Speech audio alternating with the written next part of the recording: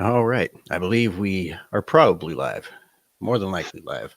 Again, this is all new type stuff. We're streaming through the Rumble Studio, of course. Uh, anyway, how's it going, everybody? Welcome to the Liberty Bowl. It is, of course, live stream Friday. I am your host, Blurry Liberty.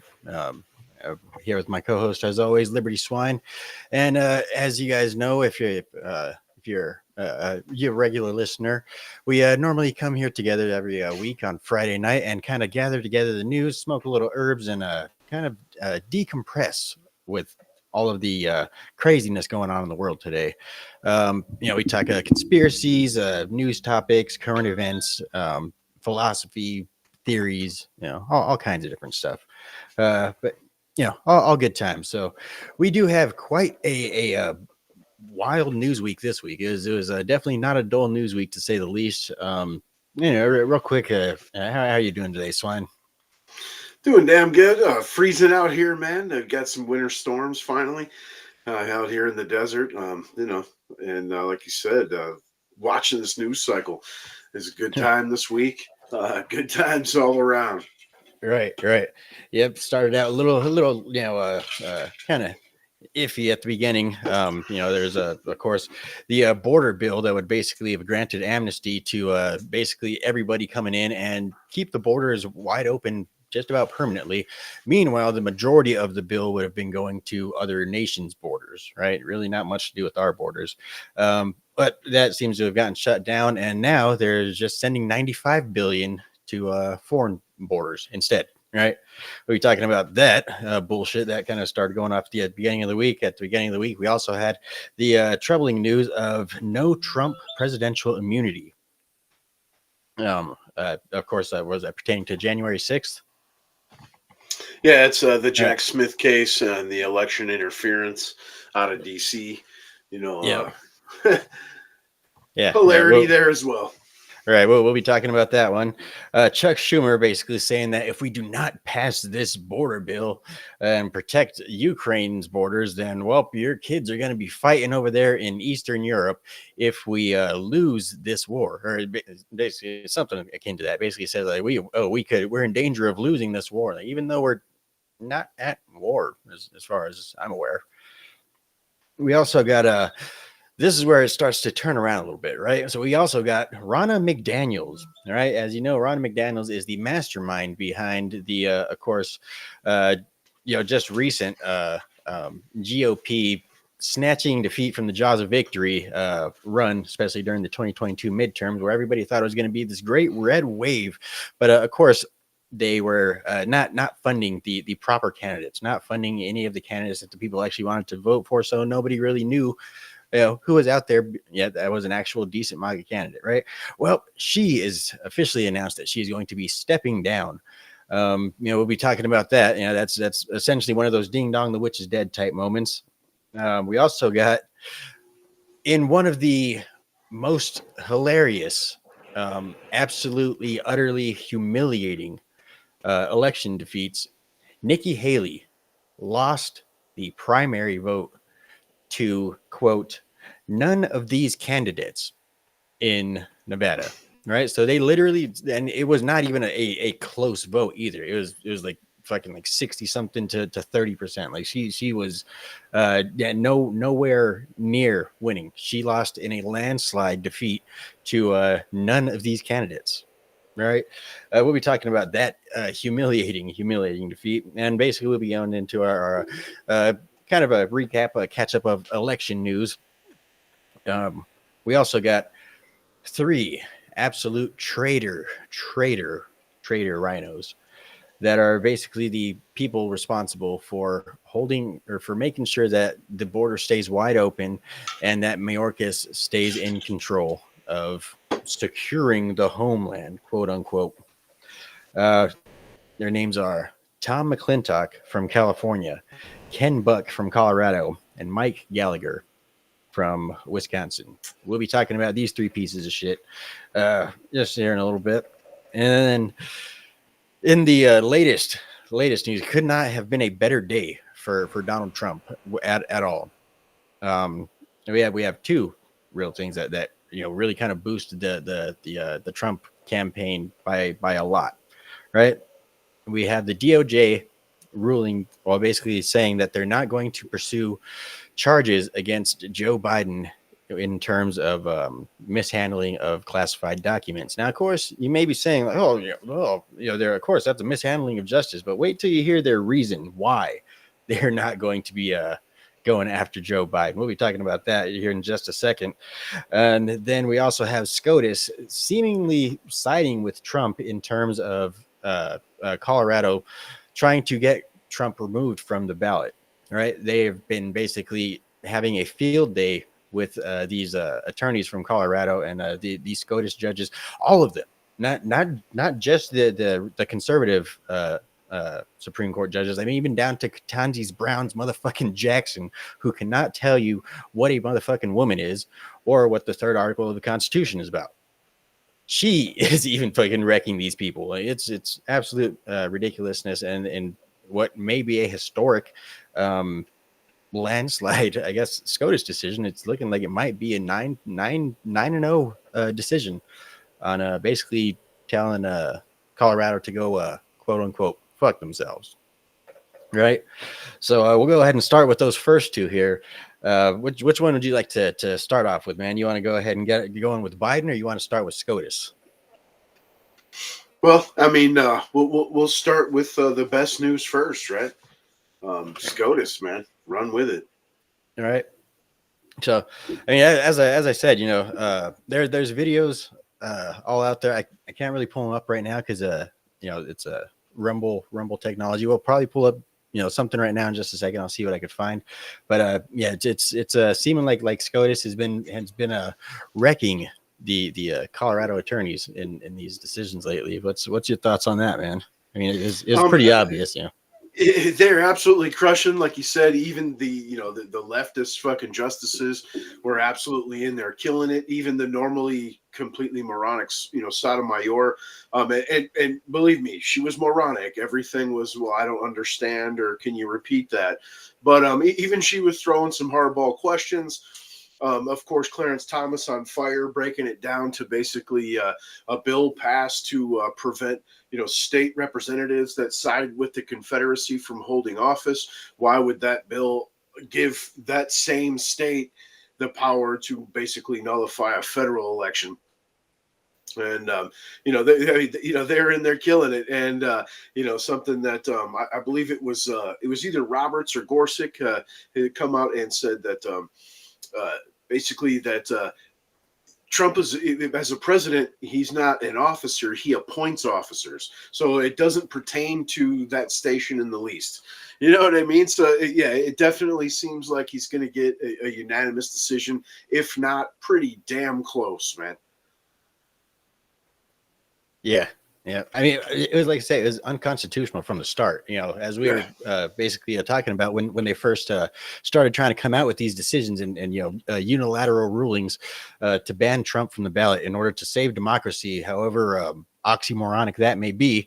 It's obvious that's completely unconstitutional in every single way, especially because, the dude has never even been charged, let alone, convicted of anything pertaining to insurrection.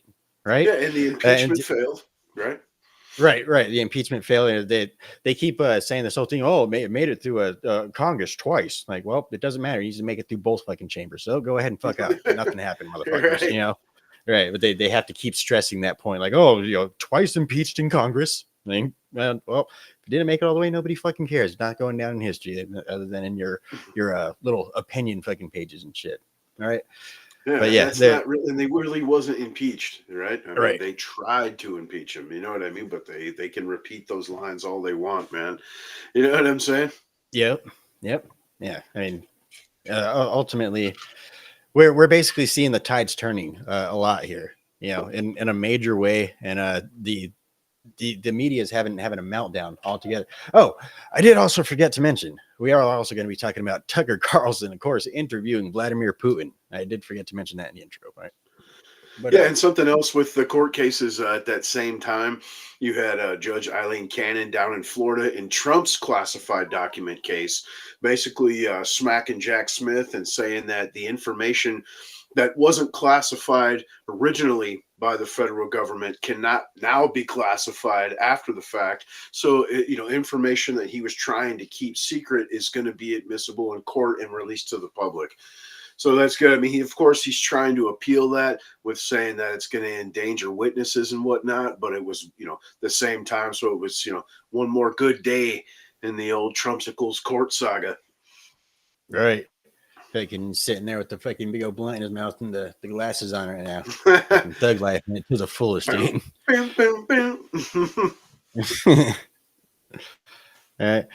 Let me see. I got a short video here pulled up. Again, I don't really know how this is all going to work, seeing as like I said, we're doing this on Rumble. It may end up dropping the swine here for a second, but this is basically a video. Let me go ahead and read the title here from Benny Johnson. CNN cuts away from Donald Trump's response to the SCOTUS, and the hosts are all laughing like maniacs. These people are insufferable. Right? Let me go ahead and switch over there. And I'll go ahead and still talk over the background for a second anyway, just so we could test on the after looking back on it to see if we can actually hear you still. Let's go and check this out here. Certainly had a broke Iran, and now you have a very rich Iran. Iran was broke when I left. They had no money to give to Hamas. They had no money. Okay, I think we've gotten all the legal analysis we're going to get out of President Trump. It's odd there because this was actually an opportunity for her to come out and say, well, it's not, because he wants to talk about himself. Right. He doesn't want to talk about the Supreme Court and say, oh, the Supreme Court did a nice job today. He just wants to talk about what's on his mind himself. Could I just say, someone didn't tell him that this sounded like good news for him today. Clearly, I mean, it wasn't just the rambling sort of campaign speech, but if he had simply listened to the analysis afterwards, he would know that it sounds like he's in good shape. Or George's point, which is that people he are doesn't not only even care. insufferable, but He complete just wants to morons, change the man. subject back to whatever his. But Jake, he's going to care when the court people acts are on the fucking Union case, right? And I think that's they're the real question now. The justices true are gonna go blue back, fucking they're gonna communists. vote in These their people private are conference for absolutely how they're going insane. to come out in this case. And they're shameless about it, which is the worst part. Yeah, and everything she just said is exactly what they're like. He just wants to talk about himself. The case pertains directly to him and his future. You know what I mean? And then she's like, if he wants to go on with a campaign speech, it's in the middle of campaign season. Like, that's what the case pertains to. You fucking idiot, man. Right? You know what I mean? It's like an election year. I guess literally fucking, as they have even made the case on their shitty ass news network many times. I mean, for the most part, Trump's fucking life literally rides on this election right now. Down to all these court cases that he's clearly not going to be able to get any sort of fair trial in. It's not like he's going to get a fair jury in any of these jurisdictions. Let alone a non-corrupt prosecution, non-corrupt prosecution of him. So yeah, I mean, it's really kind of all or nothing at this point. Trump's basically fighting for his life at this point. He is, but at the same token, it seems like only the civil cases are the ones that aren't falling apart, and that's just because of the judges are completely out of control, refusing to admit evidence. You got anger on basing the sale of Mar-a-Lago, where it sold for $2 million more than what he's valuing it at in like 1981. You know what I mean? So, but the criminal cases, they're falling apart on their own. Like, you got the Fannie Willis shit. The Jack Smith case is on indefinite hold. Basically, it's been taken off the docket pending appeals. And, and as far as that one's concerned, that one is federal. So if he can get elected before that one actually, adjourns, I mean, he can pardon himself federally. All right. And so that's what it's all about right now. And at this point, it's really kind of looking like, that's the way that it's going to go. Either way, that for one, I mean, the cases themselves are falling apart. And then at the same time, his support and his, support in communities that are traditionally Democrat, as they would say, the black community is turning to Trump in a big way. At first they were just kind of like, oh, no, it's just a couple of people, it's propaganda here and there. But I mean, dude, like even what was it, Meek Mill, Meek Mill, I believe it was. It came out basically. I forget what he said exactly, but I think it was just kind of against Biden or something like that. But then, I mean, now we're getting to the point where even Michael Rappaport is his name, right? Rappaport. Yeah. Basically, has even kind of come out and basically issued an apology to Trump. Did you see that video? No, I did not, man. I mean, I've seen of course, the viral shit, and I was watching a little bit of the Bet Davis right before the stream started, but I didn't that's what I was talking about. He basically says, like for the whole fuck, I can't remember the good people on both sides fucking thing. I forget the fucking Charlottesville thing. Basically, he pushed the whole thing like, oh, he's trying to, he basically pushed the mainstream propaganda narrative, and he basically looks back on it now and says like, oh, well, now actually hearing that the whole quote and stuff like that, now I realize that I was saying the wrong thing, and so he's basically in a way sort of apologized to Donald Trump for pushing essentially propaganda against him. And too much, man. Yeah, I'm gonna have to watch the whole thing. Like I said, I just started it, and when you hit me up, so yep. But and essentially things are turning around for Trump in a big way in terms of support, and as we're seeing, these cases are falling apart. One by one, down to Fannie Willis, down to fucking Jack Smith, down to these SCOTUS cases to try and keep them off the ballot. Of course, once they're able to get them back on the ballot in Colorado, the one in Maine is going to end up falling right apart too. They're not going to be able to do this. And the writing's on the wall right now for the Democrat Party, and that's why we're saying they're starting to get more dangerous, because now they're starting to get to the point where they're desperate. We're seeing as we've talked about a few episodes back, they're actually essentially putting out cryptic messages to essentially put out hits on Donald Trump at this point. Yeah. I mean, and where do you go after that, right? I mean, right. Like it was brought up in that conversation you're particularly, touching on, I assume the Tucker shit, right? Where he was, going in depth about how, that's the next phase. It's kind of like that, man. Right. Yep. I mean, and plus we've been talking about that for a while. That's actually one of my predictions for 2024 is, somebody is going to take a shot at Trump this year. And on top of that, the little cherry on top of the icing, on top of the cake, is that the media is going to try and spread misinformation that it didn't actually happen. That don't believe your lying eyes and ears. It's not real. Disinformation. Right. Yep. So we shall see how all of that goes. How's it going, Dogface? Good to see you up in the chat, buddy. Right, hilarious shit, dude. I love your band. I didn't even know the name of my band. Right, but definitely good shit. So another, the other good thing that's going for Trump again. We kind of alluded to it. Biden is not going to face charges, and essentially, I mean, not even the same thing that Trump did, because Trump was, of course, president when he brought the classified quote unquote documents to Mar-a-Lago, which Trump himself would have been the only person that had the power and authority to unclassify said documents, not the vice president. So Joe Biden being vice president and taking stuff back to his Delaware garage and basically storing it amongst a bunch of boxes and crackheads that happen to be laying around the place, he's not going to be facing any sort of charges for that at all. No prosecution whatsoever, right?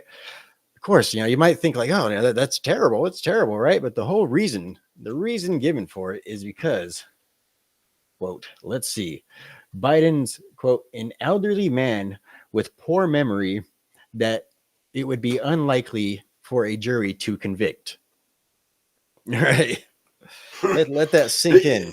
Yeah, and not to mention, he also stated that Biden willfully retained, removed, and disclosed classified information, which means he shared that shit. And the boxes that everyone pointed at, the old meme with the Corvette and Biden in it in the driveway, and you see the box in the background, that was in the evidence photos in this report. So legit, like, with Trump, it was under lock and key, 24/7 surveillance cameras, Secret Service, and private security. But he needs to be indicted. But this shit is where literally anyone could walk up when the garage is open and just take it. Not to mention, we know old Hunters was running a fucking crack house out of the joint for quite some time. Right. So now you may be wondering, how is this a win for Donald Trump? I mean, for one, there's the obvious. It shows the two-tiered justice system that has been blatantly apparent. But basically, they still haven't learned that, throwing indictments at Trump and basically letting other people like, Hunter Biden and Joe Biden and, et cetera, basically get away with, for the most part, murder, in comparison to the things that they're trying to accuse Trump of. They're more and more, they're showing the two-tier justice system that we have going on here in America. But at the same time, here's the double whammy for old Joe Biden himself, right? So Joe Biden came out during a press conference later that day and was asked, I don't know, something basically pertaining to his memory. Obviously, you can tell my memory doesn't work that great right now, and it really doesn't. It's the weed. But anyway, Joe Biden basically says that his memory is fucking great. I'm sharp as a tack, man. Watch me. Yeah, obviously the dude's not sharp as a tack, but the Democrats have been holding firm to that. Joe Biden is not in any way, shape, or form cognitively declined, and Joe Biden has, of course, held on to the fact as far as he can, or as held on to the idea as far as he can, that he is not in any way, shape, or form cognitively compromised, right? So this basically DOJ coming out and saying that we're not going to pursue charges because he is cognitively compromised. Then Joe Biden immediately turning right out and saying, I'm not cognitively compromised.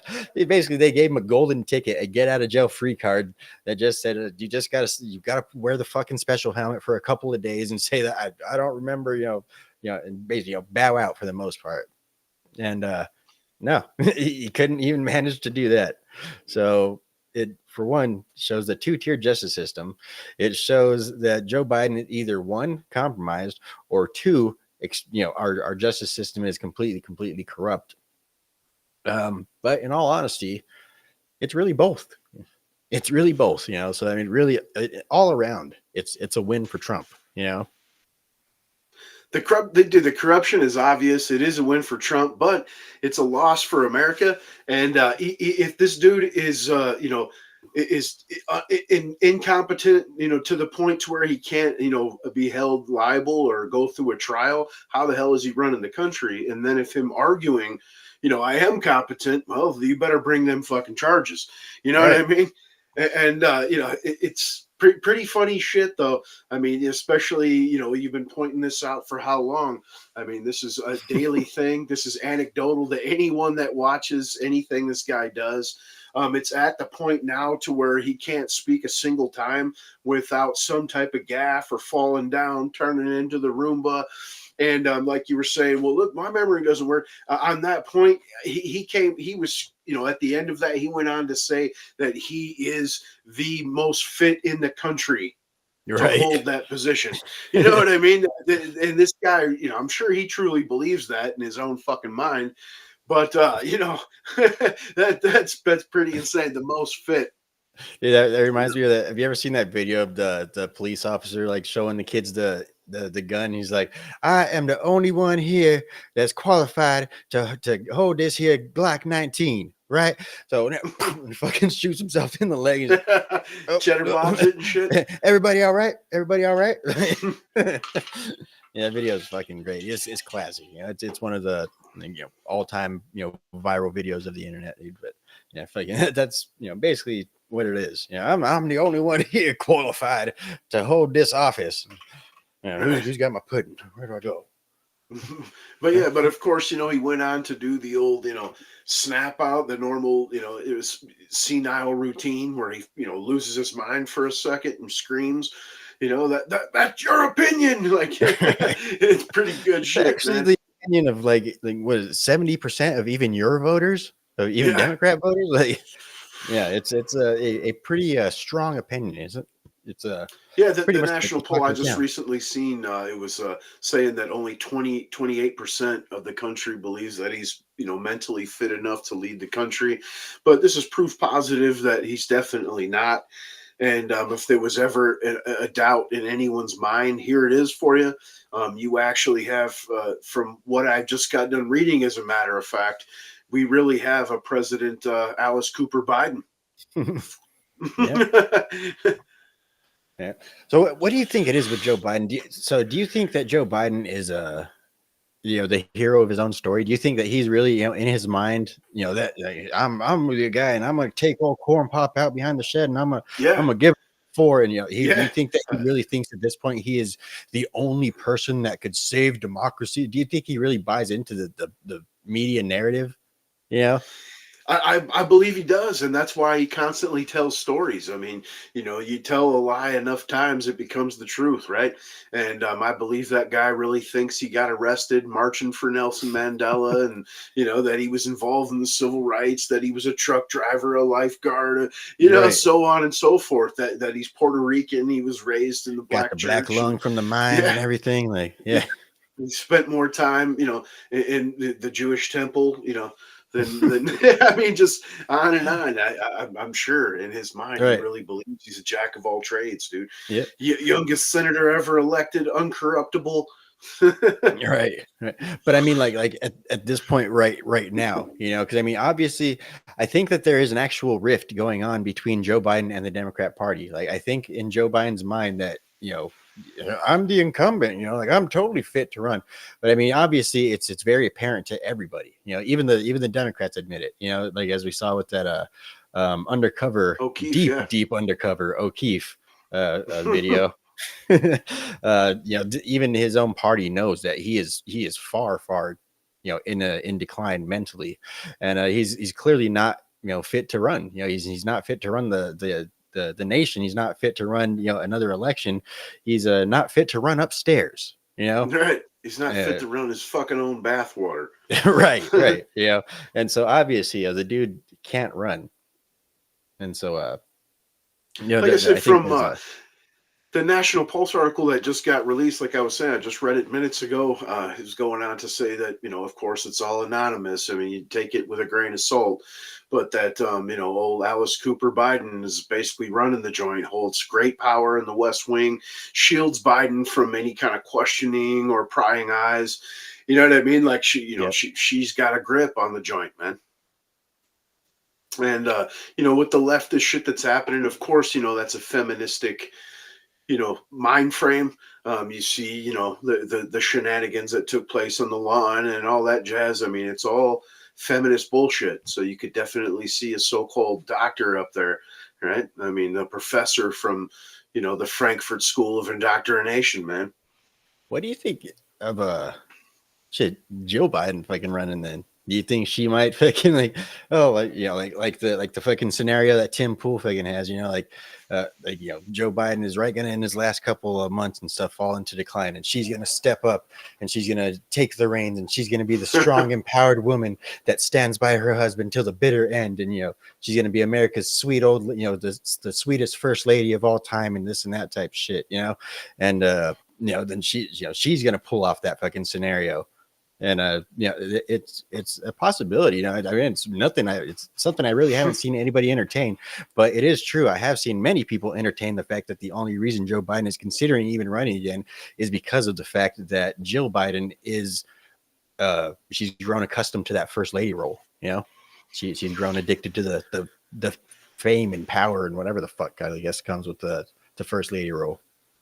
Yeah, I mean, I definitely agree with that situation, but I don't see her running myself. I mean, I don't think really she has don't the either. personality. Yeah, I mean, if she did, it would be a Nikki Haley situation, just fucking absolutely go down in flames and be delusional about it.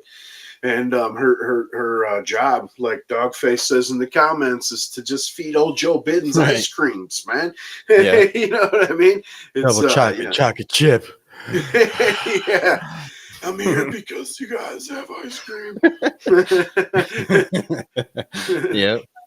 Yeah. Honestly, like I said, I don't think that she would fucking run either, but it's I mean, shit, it is a scenario that could play out because as we know, the Democrat voters don't necessarily vote off of, it's great policy, decisions, this and that type shit. They vote off of like, oh my goodness, such a strong, brave woman, like they vote off of, literally a snapshot and a fucking a soundbite. That's what I said about the feminist aspect of the Democrat Party as a whole, man. It's off of feelings and not logic, and like you said, the endearing moments and whatnot. Maybe that's their dream ticket, man. Dr. Jill and Big Mike. Maybe it's but I don't, double I don't whammies. I don't know. I mean, fucking I agree with Sticks on the Big Mike thing. And I don't think fucking Michelle is gonna run. Yeah. I mean, I don't either. I mean, of course, you got the pundits across the inner zones trying to push it as hard as they can. It's almost just like getting the feelers out there. But I did read something also that stated that they got some kind of like, one of those exploratory, committees together. You know what I mean? Headed by, Obama's himself. But I don't see it happening either, and I don't think she has a wide enough appeal. I mean, I'm sure she'll get mad Democrat votes, but the independents and of course anyone that is right of Stalin is not going to go for it, man. Right. Yeah. But one thing that is becoming more and more apparent each day is, as I had predicted, and many other people too. It's not just me. It's not like anything out of special or anything like that. But Joe Biden is not going to be the Democratic candidate in the 2024 election. There's no fucking way that he could come back from this. This was literally a death sentence on Joe Biden being president in 2025. I think they'll have to kill him. him. I don't think he's going anywhere. I don't think he's willingly going to walk away, man. They'll have to 25th Amendment his ass, or I don't think they have a problem with that. I don't think they have a problem with that, And obviously, I don't think anybody would think anything too out of the ordinary if Joe Biden were to have a fucking slip and fall or something. I mean, maybe something slip and fall because that would be on a security, but some sort of medical issue. That we weren't able to save him or something like that. It's not out of the ordinary. Dude's old as fuck, can't even remember where fucking Mexico is as opposed to Israel. Right. Yeah, the dude's completely gone. I don't think anybody would be surprised if he were to have an unfortunate medical incident that was completely unforeseen. We could not have tested for it, nothing like that. Out of the blue, like I said, brain that's aneurysm. The only way, though. And anyone that's out here thinking like you're saying that you're not the you're not the only one that's predicting it won't be Joe Biden's as the candidate. That'd definitely be, the first conspiracy theory that you'd see pop up, Doc. You know what I mean? Even if it turned out he really did die of natural causes, it would never end. They'd like, he was Arkansas-sided, man. Right. I don't think too many people would honestly care on either side of the political aisle, to be honest, though. Like I said, at this point, the Democrats hate fucking Joe Biden just as much as fucking the Republicans hate Joe Biden. But I mean, you see the conspiracy theories about Taylor Swift, and I know I couldn't give two shits about that chick, man. Right. You know what I mean? And I mean, they're there though; they're all over the joint, and that actually makes us look bad because you see the leftists love that kind of stuff for fodder. The memes going around the Twitter zones right now are a righty when he sees Taylor Swift, and it's some kind of fucking creepy meltdown photo, and so they use that to their advantage, but there's a lot of things that are theoried out here that you don't give two shits about. Yep. The Q thing's making a huge comeback. That's all over the inner zones as well. Everything's QAnon. Like, dude, don't do it again. Right. Again, yeah, please, God. Chad, again, I think it's a fucking an orchestrated leftist conspiracy, basically a Pied Piper conspiracy theorist type thing. I like the basically the way to sum it up is anybody that tells you to follow the plan, you should never ever trust that person. Right. That person it's is just lying like saying, to you. let Jesus take the wheel. Right. No, don't do that. You're gonna fucking crash and drive off of a mountain, you fucking idiot. Like, right. Take the wheel if you can take control for yourself, man. But real quick, while we're getting stuff ready, I got this video pulled up. It's Nikki Haley. Speaking of election news, it's Nikki Haley, and it's basically her response to why she lost to none of these candidates in Nevada.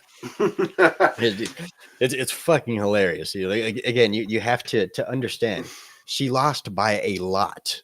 I mean, you could have literally named that spot anything. Like, it would have been funnier to name it literally anybody else. Yeah. And the total was more than doubled. And right. It was to none of these candidates above. Right. All right. So this here is going to be Nitteratz's response.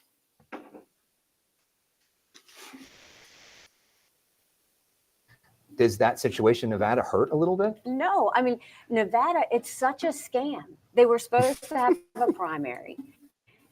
Trump rigged it so that the GOP chairman, who's been indicted, would go and create a caucus. We knew months ago that we weren't going to spend a day or a dollar in Nevada because it wasn't worth it. Mm-hmm. And so we didn't even count Nevada. That wasn't anything we were looking at. We knew that was rigged from the start. Sure. Our focus is on South Carolina, Michigan, Super Tuesday. So if you look what we did in Iowa and you look what we did in New Hampshire, we're continuing to grow. That's what matters, I think, more than anything else. But look at what happened this week. Mm-hmm. Here you have Republicans lost a major vote on the border. Mm-hmm. Republicans lost a major vote on Israel. Donald Trump was found that he will not have immunity in all of these court cases coming up. The RNC chair is fired. Mm-hmm. All of this chaos is happening around us, and Donald Trump's fingerprints are on every bit of it. We can't continue as the Republican Party to go forward with this chaos. You don't defeat Democrat chaos with Republican chaos, and that's why we've got to see a change. Fucking moron, dude. Jesus Christ. You do fight chaos with chaos. If the other side wants fucking chaos, you provide it, son. You know what I'm saying? And, right. The Democrats' job, or I'm sorry, the Republicans' job at this point with the slimmest of majorities is basically to hold the line. We knew once they took this slim majority and then also expelling their own fucking members, regardless of any type of situation, you got worse on the left and they refused to expel theirs. You just weakened yourself, made that majority even more. We already knew how the situation was going to go. If you remember, we called this back after when they first won the House. We said, look, we don't expect them to pass laws. We expect them to hold the line and fucking pull the purse strings.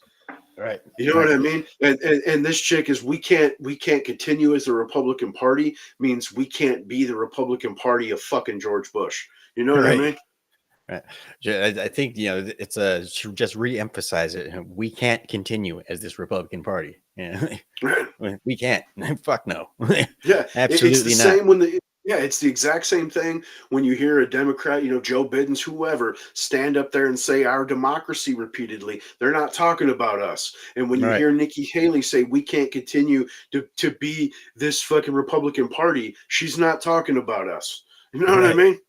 Yep. Yeah, she's talking about the fucking donor classes and the warmongers and the neocons and all those people. We've talked about their kind and their mental thought process and morality before. And I mean, the Republican Party she speaks on, we want no part of. The democracy they speak of, we live in a fucking republic. We want no part of. You know what I mean? This is, the warning that you'll wake up one day in a communist country that your forefathers fought to fucking give you. Real shit.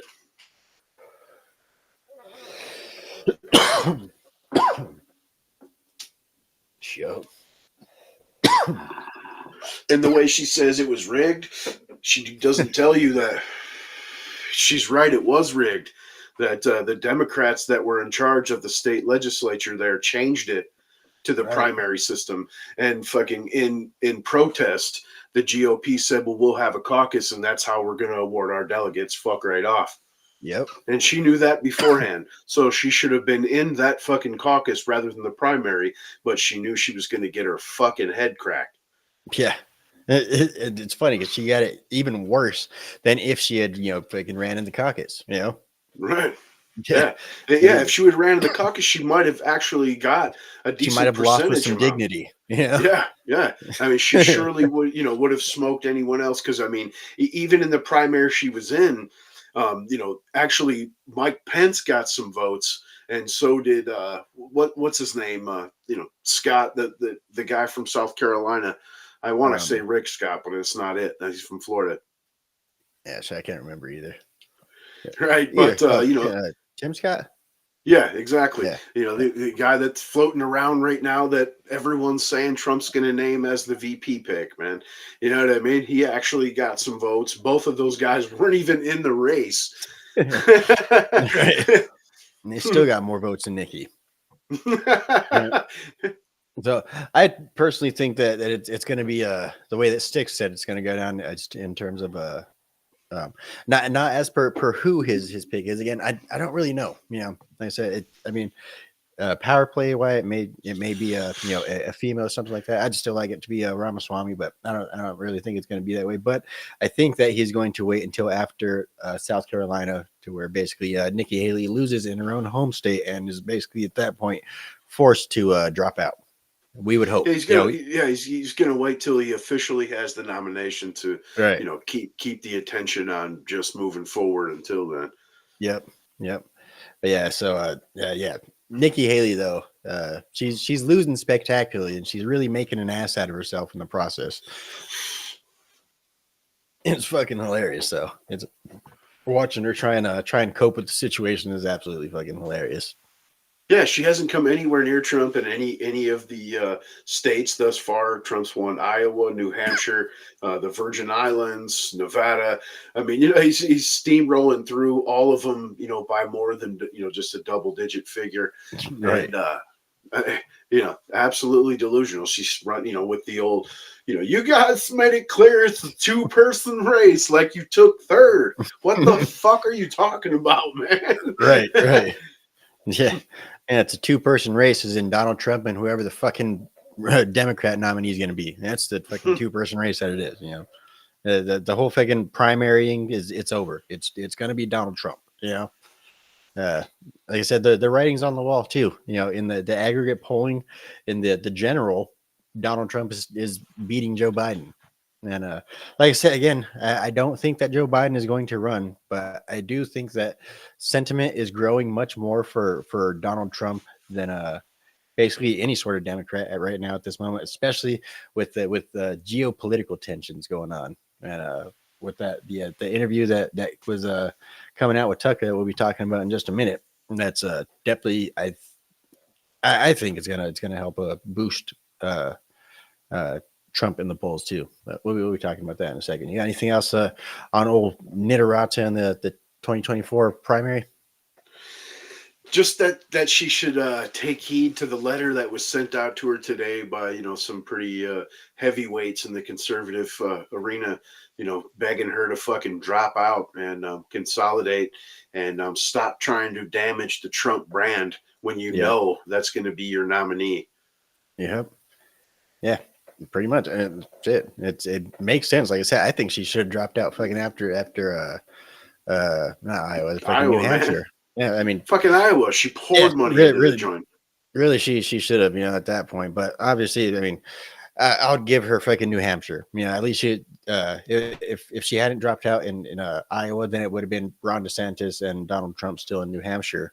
Unless, of course, Ron DeSantis dropped out anyway, then New Hampshire wouldn't have gone down. But either way, I still think she should have at least dropped out of after New Hampshire. But and the fact that Tim Scott, the senator from South Carolina, her home state, and the South Carolina governor they all endorse Trump. So yeah, I mean that the writing's on the wall for you.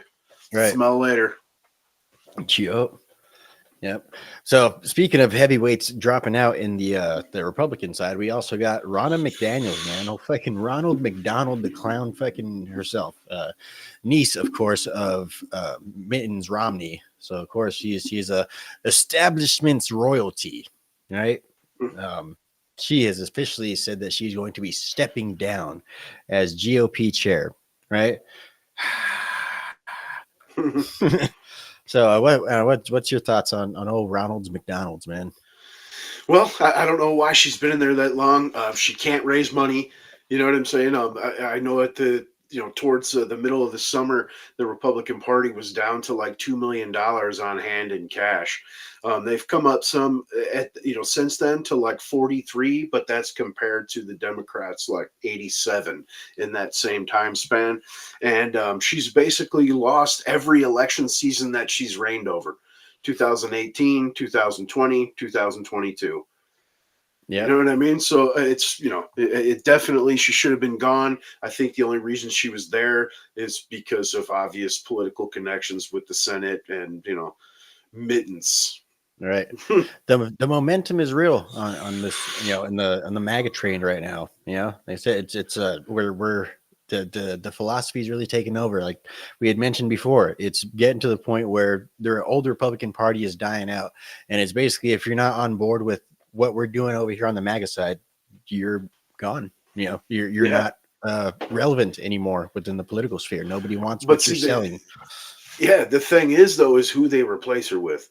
Because we know that, if one thing Republicans are great at, like you just said earlier, you know what I mean? Snatching defeat from the jaws of victory, man. Right. And you hear some floating around like Charlie Kirk, man, right? And have you seen what he's done with Turning Point? While to me, the guy's completely fucking insufferable, there's no taking away from the fact that he's intellectual and the dude can raise money. He's got some serious connections, but I like what Matt Gaetz said. Kevin McCarthy would be perfect for the position, man. Right? He is really great at fundraising. Connections. Yeah, and he's like the top GOP fundraiser. Yep. So I mean, and like he said, that's not a position where he's writing, bills. He's not writing law. You know what I mean? He's running an organization. He's like, it's perfect for him, and I fucking agree, man. Yeah. Of course, we have to see, if he's still bitter or not, or if he basically, I don't know. I think a lot of people were betting on basically the machine winning, which is still a possibility. I mean, again, don't get complacent, people. Don't start thinking that we've won. Like I say, we started out with don't pull a 2022 out here and get lulled to sleep again. Right. We'll be talking about some people that we got to get rid of here in a second too. Some of these rhinos that basically held up some impeachment progress here within Congress. But so like I said, I think fucking Kevin McCarthy would be great for the position. Of course, provided that he starts to see that the MAGA movement isn't necessarily the same old spineless people that are going to bend over backwards for the donor class and for a sense of decorum or whatever the fuck it is. The old conservative ways. They're basically they're conservatives that are actually conservative in action rather than conservative in thought and fucking that. They're actually trying to conserve America, which is basically what the old Republican Party has claimed to have done for the last several decades, but have ultimately been failing at, So obviously I hope it's somebody that's going to understand, where we're trying to move, with this MAGA movement and stuff.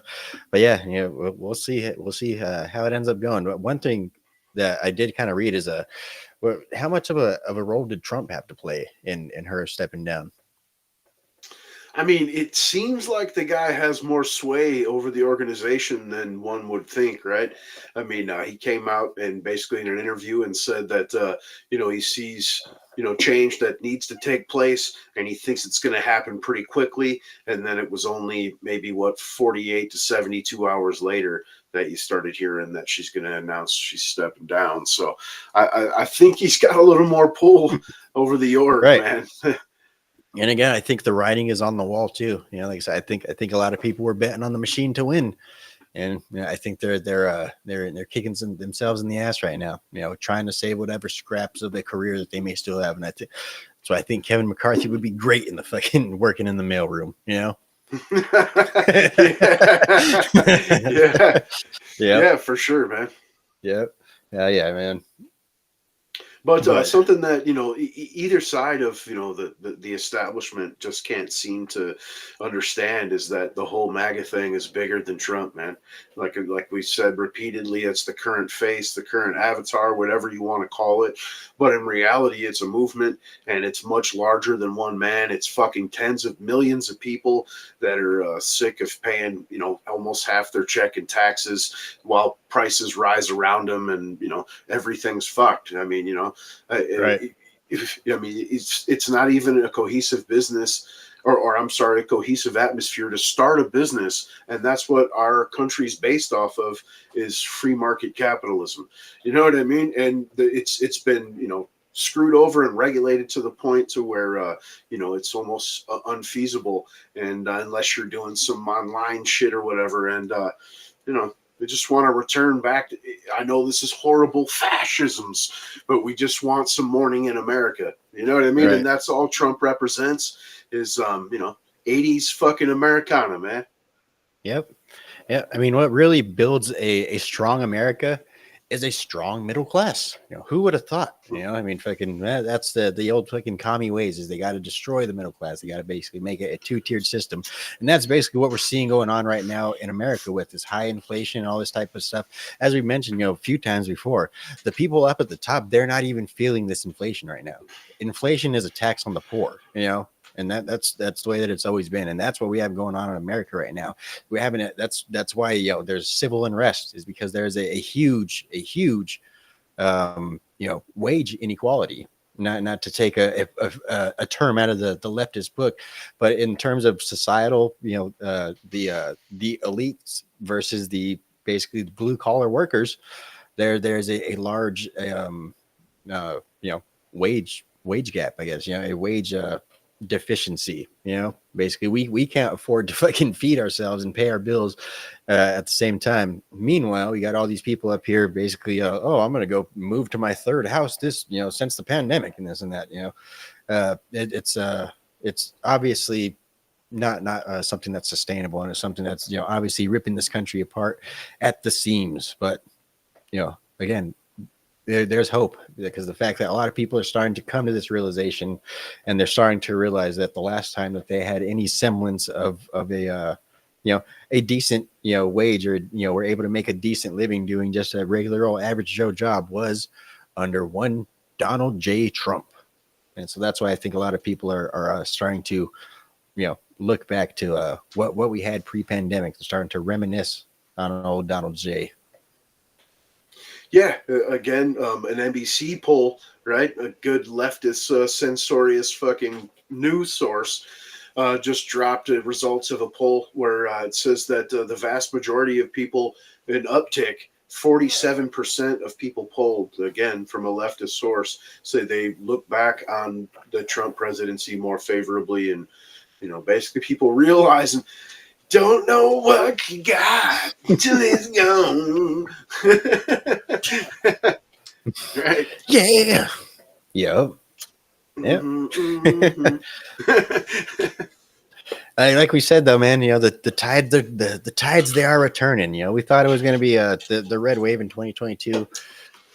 Again, it's looking like it might be, but how much of that is fucking homegrown propaganda from the old fucking Smith-Munt Modernization Act and shit? That's one that's like I've been saying since Donald Trump's been coming up in the polls. I don't trust no polls, especially after the fucking 2022 red wave that wasn't. Right. I trust aggregates, polls. Man. Right. Yep. And even then, you can't let them lull you. That's the thing. I mean, don't get demoralized because of a poll, and don't become overconfident because of a poll.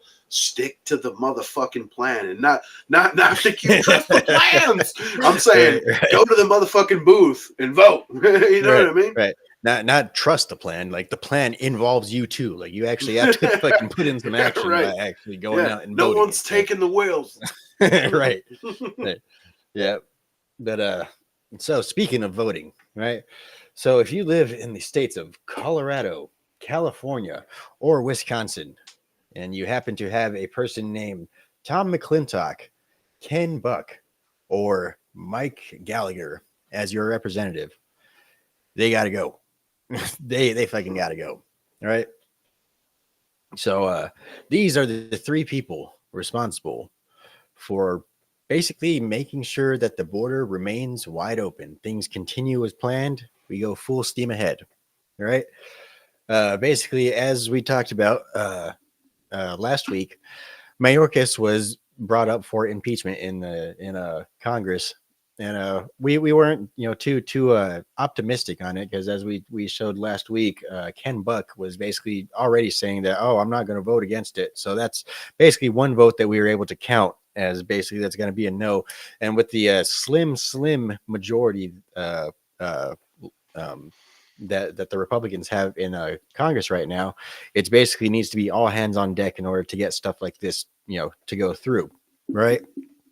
So those three people right there, again, one of them we already kind of knew, but the other two, basically kind of jumped on board, or they were basically on board from the last time when it was 8 congressmen that basically held up the impeachment of Mayorkas. But another round of attempting to impeach Mayorkas is flushed down the tubes by one fucking vote.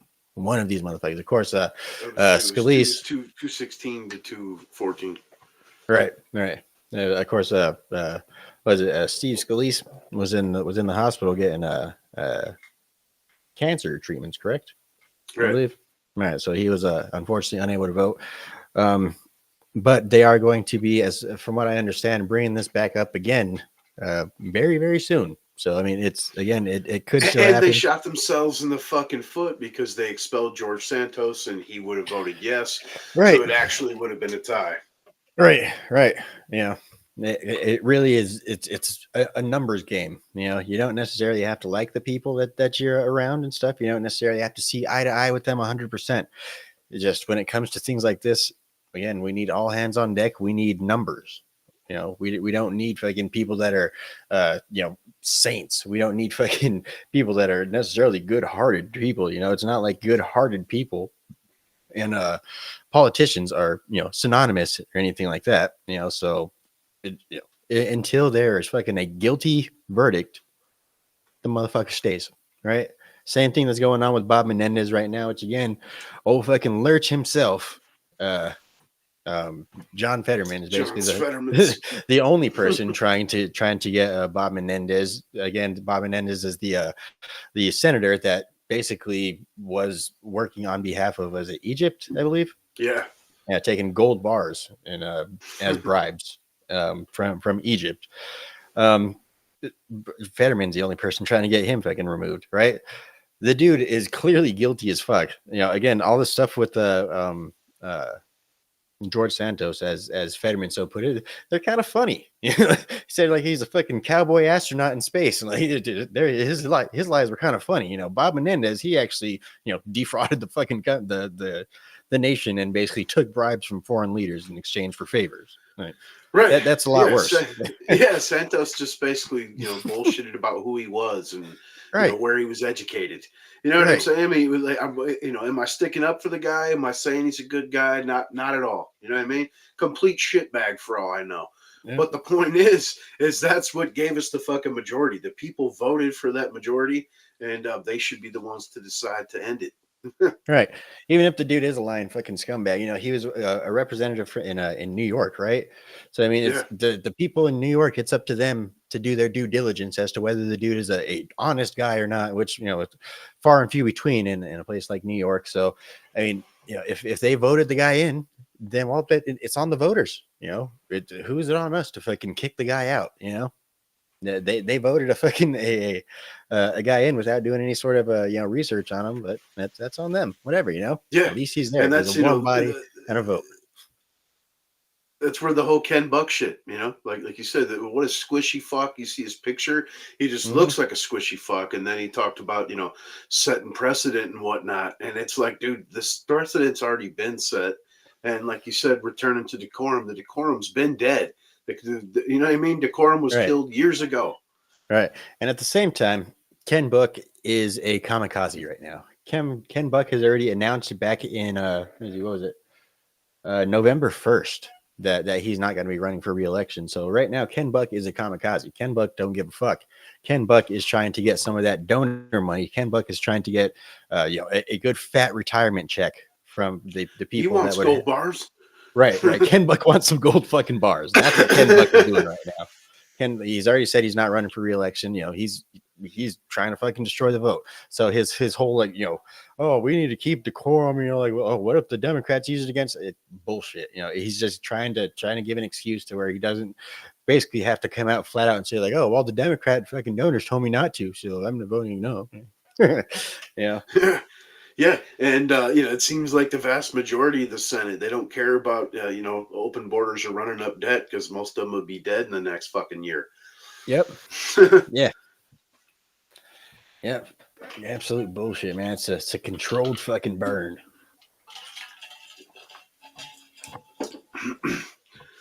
As they freeze on fucking camera on multiple occasions and seizures and All right. cancer treatments, and the list just keeps going, dude. Joe Biden, they peeled my skull back. No joke.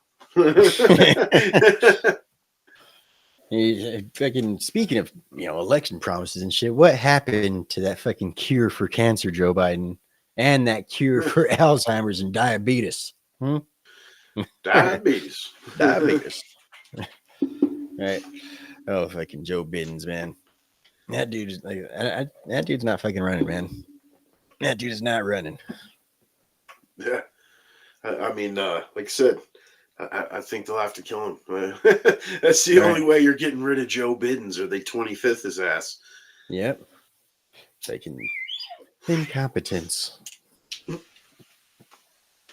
right. You want to talk about no presidential immunity for Donald J. real quick? Immunity, sure.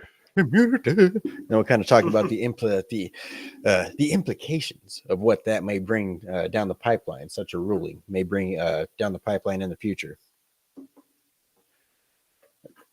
Go on ahead, man. I'm setting me up a dab real quick. Well, I mean, the Jack Smith case, obviously, in D.C., claiming presidential immunity, with the whole what he does, his actions during his presidency, declared by an appellate court there that he is culpable, that he doesn't have immunity, which sets up for a lot of things. Obviously, if he becomes citizen Trump.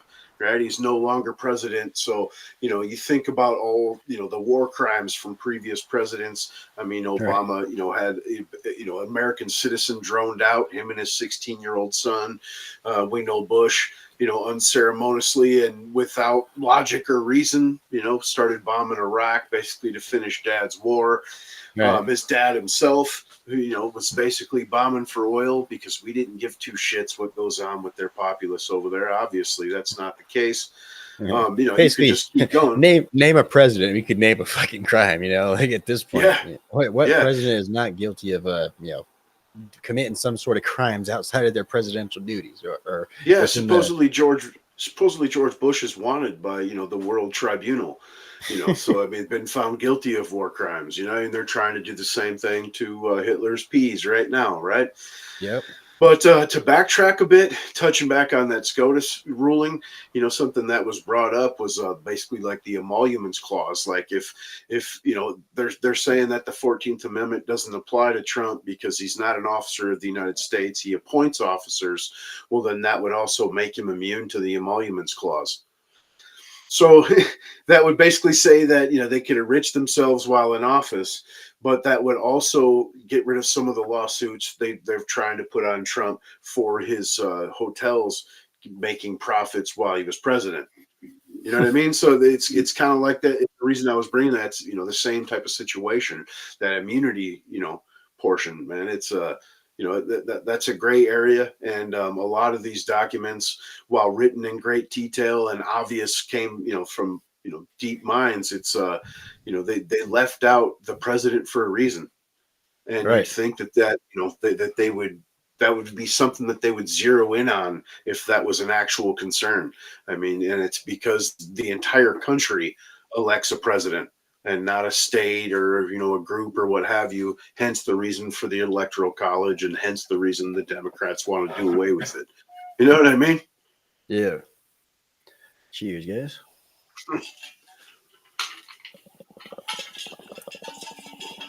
But, you know, that's a situation where we're going to see, because obviously he's going to appeal that to the Supreme Court. And that's why that case has been put on basically indefinite hold with Jack Smith in D.C. there, because they don't know how long that's going to take. Right now, you know, they're hearing the argument on whether he can be removed from ballots. And the reasoning, that's also the reasoning behind the thought process of it's not going to end before the election takes place. And this being a federal crime, he'll be able to step in office and pardon himself of this, you know, this particular instance. But, you know, and then, you know, going back about, you know, with the Mayorkas shit, with the bill that, you know, they were trying to pass before, you know, that this took place, you know, the whole border security, what, you know, they called it was actually funding for foreign wars. They were trying to codify basically open borders to where, you know, it seemed like they know Trump's going to win, and they were trying to codify open borders to where there's nothing he could do about it, even if he got back into office.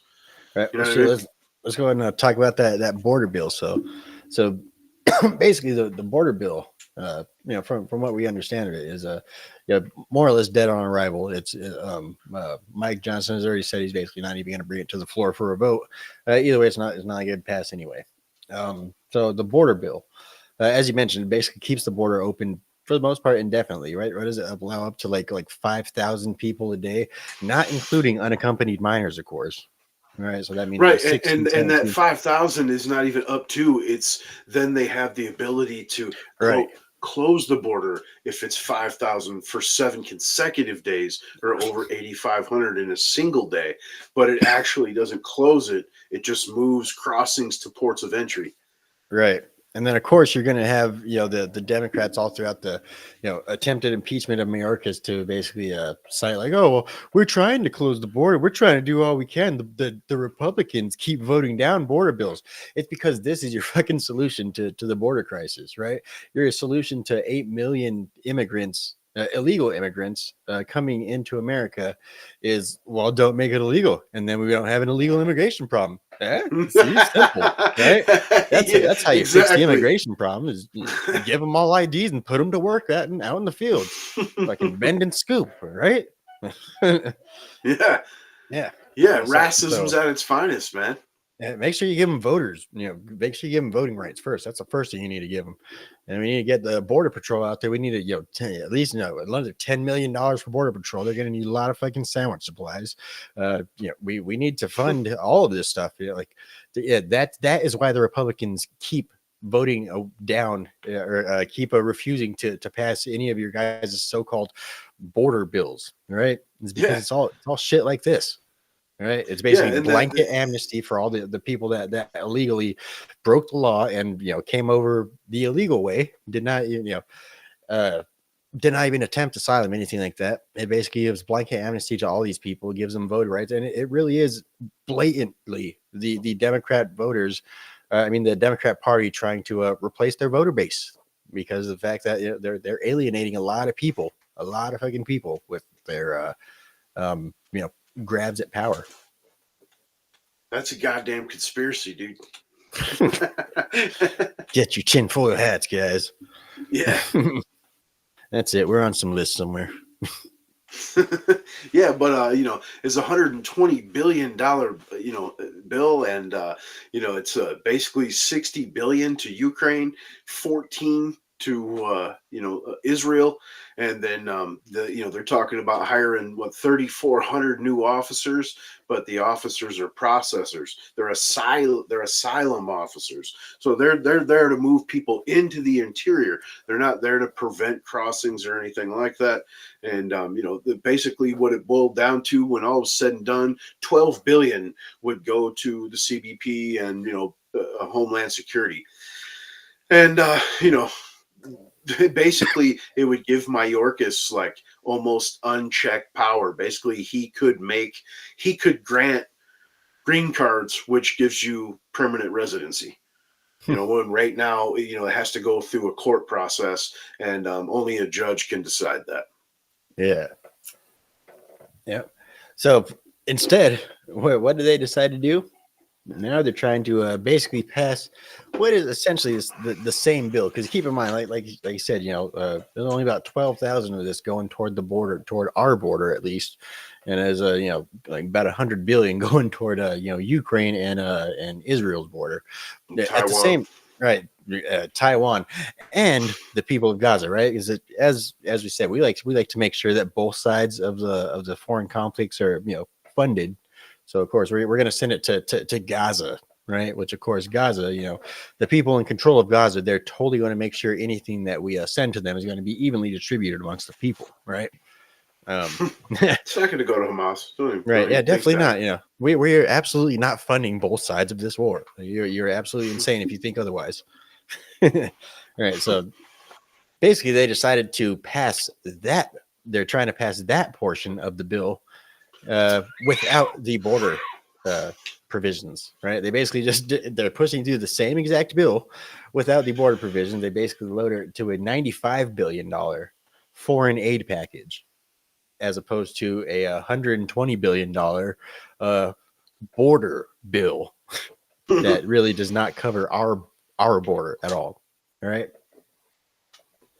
Absolutely fucking ridiculous, man. This is the ridiculousness of Congress. That's why things are trying to get passed toward a single subject spending bills. That's basically what I guess in a weird way what they switched it to. And I think that we need to immediately come back with a border bill that only encompasses the American border, the American fucking borders, right? Basically, they, like I said, they cut the bill down. They got rid of the border provision, and they just called it the freaking foreign aid package instead, right? So I think just do it like that instead. I mean, shit, you want to send $95 billion in fucking guns and ammo and shit? Call it the $95 billion guns and ammo to fund foreign wars bill, and then we'll vote on that one. See how your constituents like that, and then we'll come back with another one that is the actually funding our United States border bill. And guess what that bill is going to do? It's going to actually fund our United States borders. And then we'll see how we vote on that one. And then we'll come back with another bill that says, I don't fucking know, the next fucking subject of the goddamn day, making sure that fucking Tucker Carlson makes it back safely from Russia bill. We're going to make sure that gets passed too. The Tucker Carlson is not suicidal bill. We're going to make sure that gets passed too. And we're going to see how everybody votes on that. You touch one hair on that little ginger's head.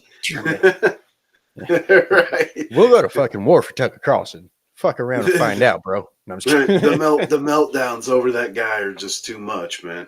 I mean, right.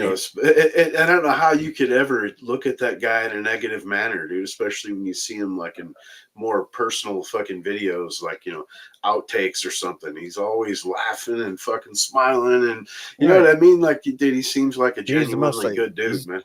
Like a really fucking wholesome dude, Like you see, really, really like genuine hearted, fucking, wholesome guy, Shit ton of kids, been with the same chick since like high school, fucking, Yeah.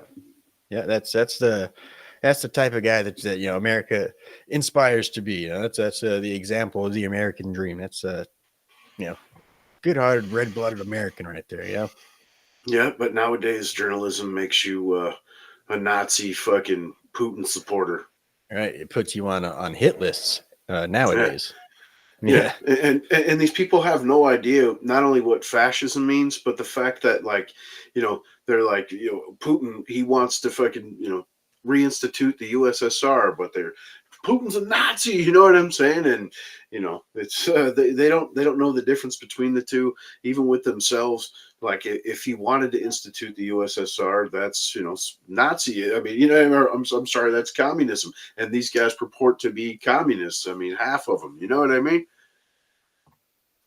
You think you support that side. You know, Nazis and communists didn't get along, right?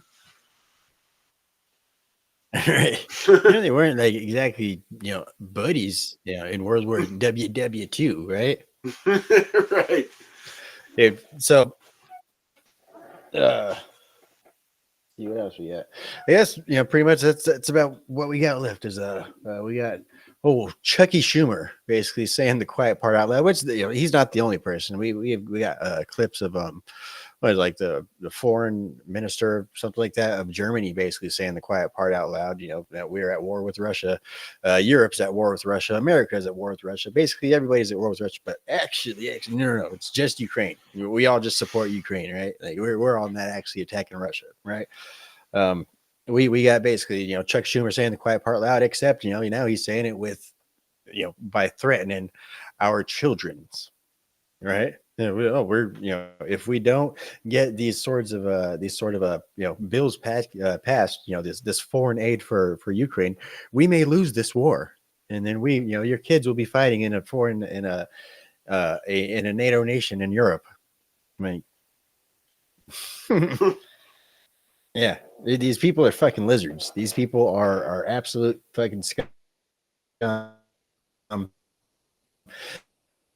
And if you guys watched Tucker Carlson, Vladimir Putin interview, if you haven't, of course, I highly recommend you see it. I mean, it's got millions and millions and millions of views. I was watching the view counter on Tucker Carlson's YouTube channel, and like within the first 5 hours, it was up to like 6 million views. Like, it's absolutely nuts, dude. Like, everybody's seen that interview already. But it really does kind of vindicate a lot of the stuff that we've been saying on this channel for, since pretty much maybe the first like couple months into the Russia-Ukraine war. It's not like really knew too much about the whole foreign, or the whole Russia-Ukraine history or anything like that beforehand. But yeah, like basically like we've all been kind of saying for quite some time, it has a lot to do with NATO, and they're basically their foreign intervention and their Boris Johnson and right, and it's got I mean, the overall, thing is just, what really kind of perplexes me. I guess it doesn't really perplex me so much, but it really kind of grinds my gears is, the whole, it really is true, that basically we need to treat Russia as a pariah. Ever since the Cold War era, basically we have always felt like we need to keep that facade up. Basically Russia still needs to be the enemy in some sort of a fashion. Because one thing that nations need is an enemy. You can't really have a strong inner sense of a nation without a strong fear of a foreign enemy. And basically that's what Russia has been for the Western world ever since World War II. And they intend to keep it that way. But as we're seeing with this Tucker Carlson interview, it's it's being shouted out to the mainstream. So a lot more people have become aware of basically the evils of what the Western world actually is. The way that they actually operate. I want to say Fox News lost. They had to play a clip of the interview, and it said the Tucker Carlson Network. You know what I'm saying? So there's that. That's pretty awesome. You know what I mean? The interview itself, if you haven't heard it, the first 20 minutes is Putin giving a bizarre history of Russia's relationship between Poland, Ukraine, and itself from like the 1400s. That was pretty fucking weird. But he also did enlighten you, with quite a few facts that, I'm sure not many people knew. And, also went on to say that he tried to join NATO himself, that he spoke with, leaders here, Clinton and, some others about joining NATO on multiple occasions. And that at first they would seem receptive and then, be off, for whatever, and then see him again and basically shoot it down immediately, like as if they would be talked to by somebody else that would tell them like, we can't do that. So they would come back like, sorry, we can't even talk about it. You know what I mean? And of course, it's not like, I'm I'm not a big, Putin guy or something. I have no idea if this is the truth or whatnot. But I mean, and he says that, the times that he's speaking on that you can easily Google and bring up, even pictures or footage or whatever from the meetings.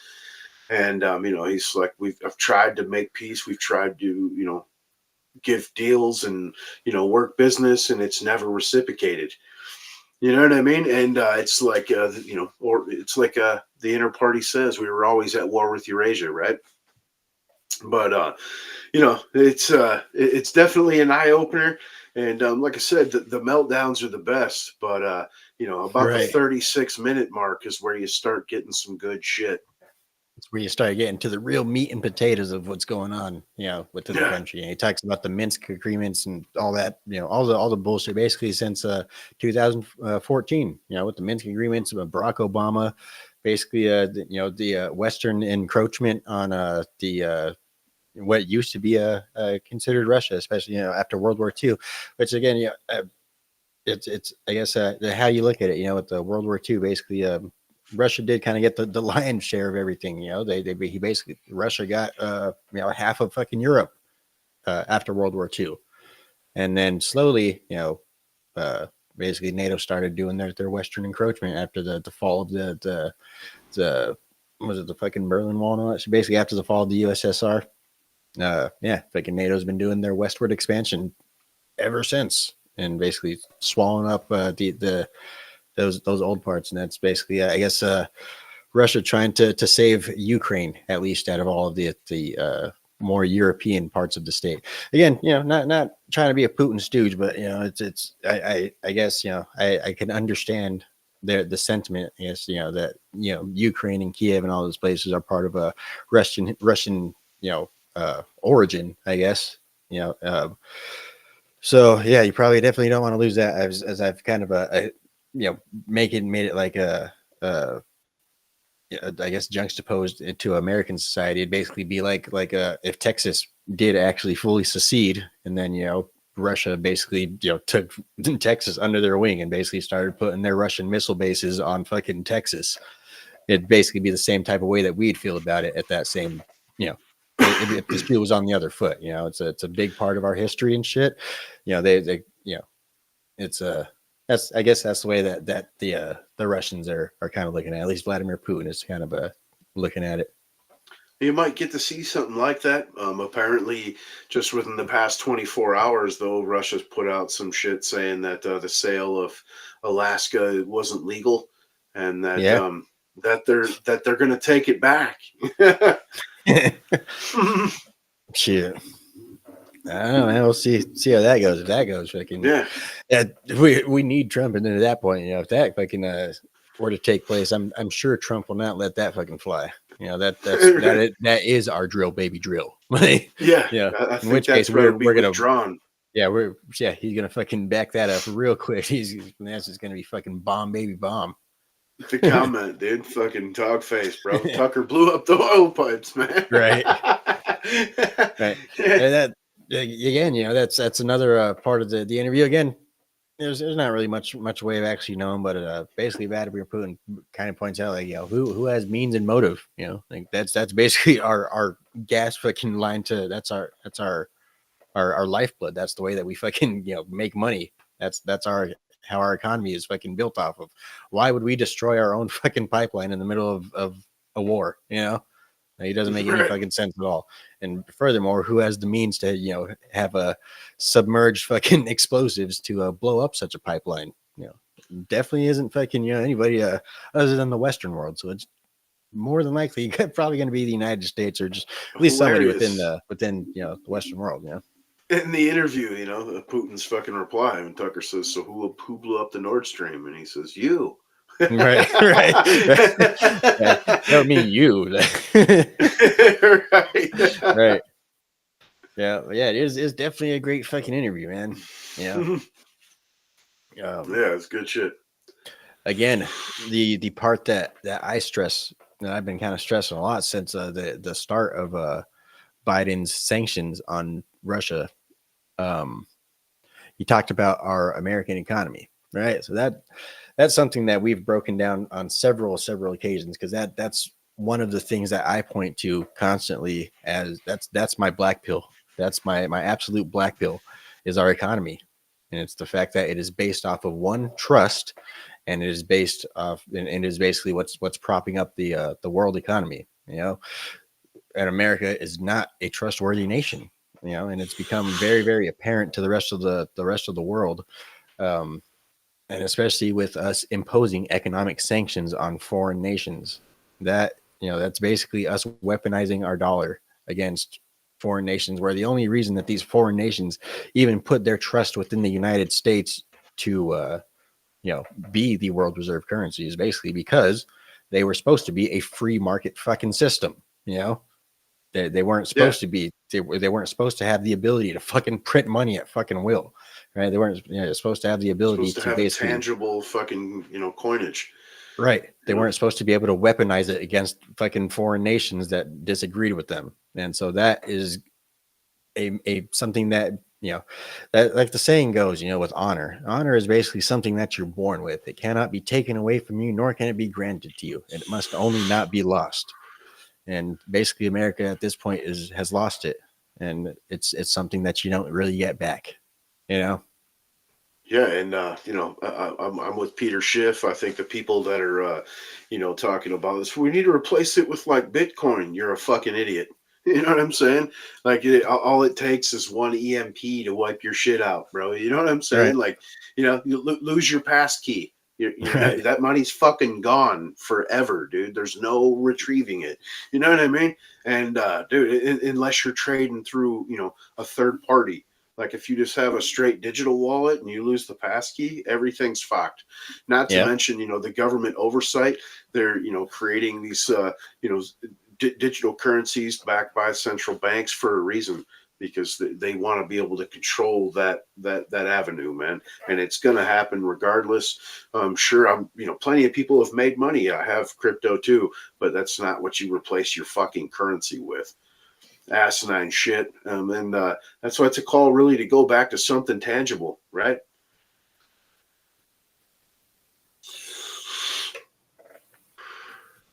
Yeah, fucking shit.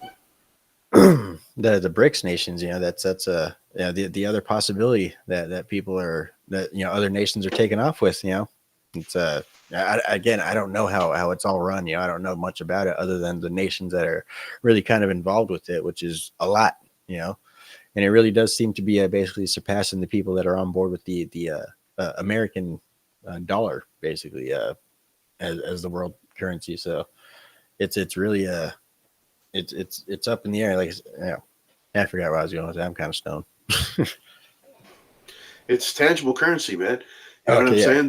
Like the brick shit is based off of gold and silver. You trade in your own fucking currency, but basically, like, if I have, $20, it's whatever fucking $20 it will buy in silver or gold, and that's how much I have to fucking actually purchase with. You know what I mean? Right. So they're not counting out other countries' currencies. Everyone's welcome to trade. It's a trade for tangible shit. It's like a third fucking, process, basically. Yeah. You know what I mean? Yeah. So it's almost like I guess like a meat, I guess kind of third party medium currency between nations or something like that. Yep, because everybody accepts gold and silver. Right. Or lead. Or lead and gunpowder. What's your choice? No. Right. Right. Like, so in terms of things like Bitcoin and stuff, again, I ain't that fucking tech savvy. I could hook up my computer and camera and I could get a live stream going and stuff like that. But as to how this stuff works on the technical sense or on the physical sense whatsoever, I have no fucking clue. I'm completely clueless, man. But one thing that I do know is human necessity. The things that humans need. What has become human utilities, right? And I think that all around, the internet has become something that has basically become a human utility, right? I think that's going to be one thing that if if something like an EMP were to wipe out, like all electronics, I think that's probably something that humanity would, we have some sort of plan, at least for the short term. And I think in the long term, I think that's probably going to be one of the very, very, very, very, very first things that we try to get back on board, like right away. Because again, I think it's become, as essential to humanity as oil, even as as food and fuel. I think the ability to do things digitally at a moment's notice all the way across the world has basically become such a massive human tool. It's become a utility at this point. And I think if something like an EMP were to take place, I think like I say, if we have some sort of safeguards in place for a large stock of our data. And I think that's probably, again, like I said, going to be one of the first things that humanity's going to try to get booted up, even before we get fucking farming and shit like that booted back up. We're going to try and get the internet back on board first. I mean, the EMP shit obviously was just, a single example. Right. You know what I'm saying? But I mean, my point is like, when shit hits the fan, bro, and, people are fucking starving and there's no power, what are you going to do with your Bitcoin? All right. You know what I mean? Well, when the power comes back on, get the fuck out of here, son. You know what I mean? Yeah. Shit. I don't know. I think when the shit hits the fan, I mean, there's again, it's not like I've ever been in any sort of situation, it doesn't even have to be violence, war, nothing. Right, man. right. I was on the East Coast when there was a blackout, man. And you know what I'm saying? And people were ready to fucking murder each other over ice. Right. For real. Like the ice place had a huge like fence with barbed wire and shit where they would throw bags of ice over to you. You paid through the fence. Yeah. Like, ridiculous, bro. So I think if you could find a way to survive the initial shock and all, probably like the first like year or so of shit hitting the fan, like if it were to ever hit the fan in that sort of way, I think you'd probably come back to a society that's starting to go back on the upturn. It's probably going to be something completely different, but I think after about a good solid year, you'd be able to at least find yourself a faction to get like involved with or something like that. But once the shit hits the fan, initially, it's gonna be motherfuckers stabbing each other and for over a loaf of bread and shit like that. People are gonna be basically trying to fucking maintain whatever they have with guns and all that type of shit. It's gonna be absolute bedlam. I'm joining the Brotherhood of Steel, dude. I ain't fucking around. Right.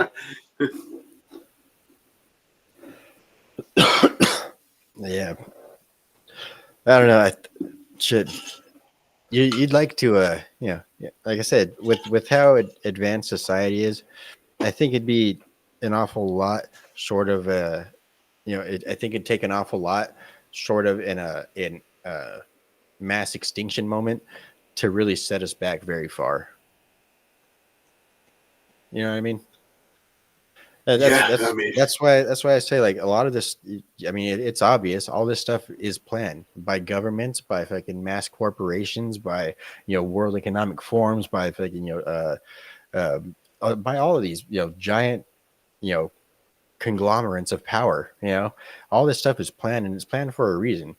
Because they know that if the shit does hit the fan, they may not have control over anything, but they know that when the shit does get back to normal, they are the people that have the sort of means and the know-how and the knowledge to basically take control right off the bat.